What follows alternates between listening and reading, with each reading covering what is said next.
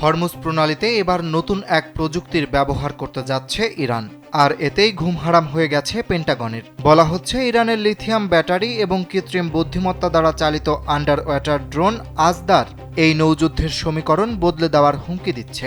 যদিও এতদিন এই ড্রোনটির কথা পশ্চিমাদের কাছ থেকে লুকিয়ে রেখেছিল ইরান। দেশটির এই চালকহীন ডুবোযান বা আনম্যান্ড আন্ডার ওয়াটার ভেহিকেলকে বলা হয় একটি নিঃশব্দ ঘাতক।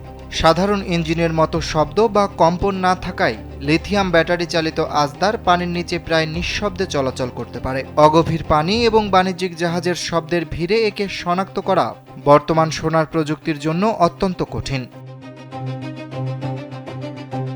প্রযুক্তিগত দিক থেকেও বেশ সক্ষম আজদার।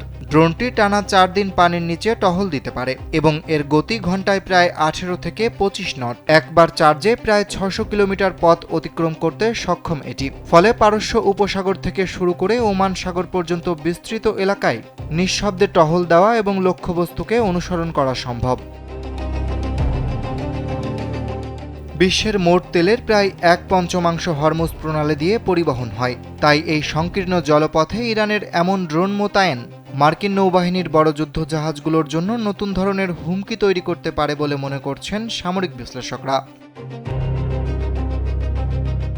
আজদার ড্রোনের সবথেকে ভয়ঙ্কর দিকটি হলো এর স্বয়ংক্রিয় স্বনির্ভরতা। এটি কৃত্রিম বুদ্ধিমত্তা ব্যবহার করে নির্দিষ্ট কোনো মানুষের কমান্ড ছাড়াই লক্ষ্যবস্তু শনাক্ত এবং আক্রমণ করতে পারে।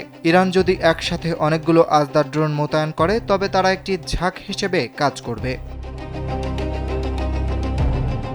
এর ফলে মার্কিন নৌবাহিনীর প্রতিরক্ষা ব্যবস্থা একসাথে এতগুলো লক্ষ্যবস্তুকে সামলাতে গিয়ে ইলেকট্রনিক ওয়ারফেয়ারের মাধ্যমে যদি রেডিও যোগাযোগ বিচ্ছিন্ন করে দেওয়া হয়, তবুও এই ড্রোনগুলো নিজেদের অ্যালগরিদম ব্যবহার করে লক্ষ্যবস্তু ধ্বংস করতে পারবে। ইরানের রেভলিউশনারি গার্ডস বাহিনী IRGC যদি এই আজদার ড্রোন পূর্ণ শক্তিতে মোতায়েন করে তবে সমুদ্রের উপর যে প্রথাগত রাজত্ব আমেরিকার ছিল তা বড় ধরনের চ্যালেঞ্জের মুখে পড়বে। তাই আজদার পেন্টাগনের জন্য এখন একটি বড় মাথা ব্যথার কারণ। অরিত্র বাসু, কালবেলা।